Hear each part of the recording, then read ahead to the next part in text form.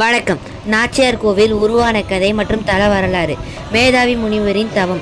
மேதாவி முனிவர் என்பவர் திருமால் மீது அதீத பக்தி கொண்டவர்.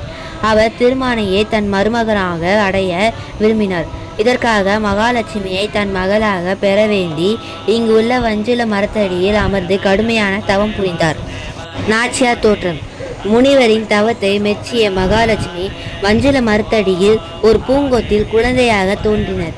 மேதாவி முனிவர் அக்குழந்தையை வஞ்சுலவல்லி என பெயரிட்டு வளர்த்து வந்தார். திருமணம்.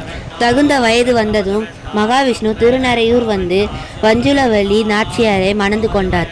இந்த தலம் லட்சுமிக்கு முக்கியத்துவம் அளிக்கும் இடமாக அமைந்துள்ளது. வரலாறு. பண்டைய சோழர் காலம். இந்த கோவில் கிபி 3ஆம் நூற்றாண்டு அல்லது 5ஆம் நூற்றாண்டில் கோச்செங்கட் சோழனால் கட்டப்பட்டது என்று நம்பப்படுகிறது. பிற்கால சோழர்கள் மற்றும் விஜயநகர மன்னர்கள் இந்த கோவிலை புதுப்பித்து பெரிய ராஜகோபுரம் மற்றும் மண்டபங்களை கட்டினர். அமைவிடம். கும்பகோணத்தில் இருந்து திருவாரூர் செல்லும் சாலையில் சுமார் 10 கிலோமீட்டர் தொலைவில் நாச்சியார் கோவில் உள்ளது. கல்கருடனை பற்றி மற்றொரு பதிவில் பார்ப்போம். நன்றி, வணக்கம்.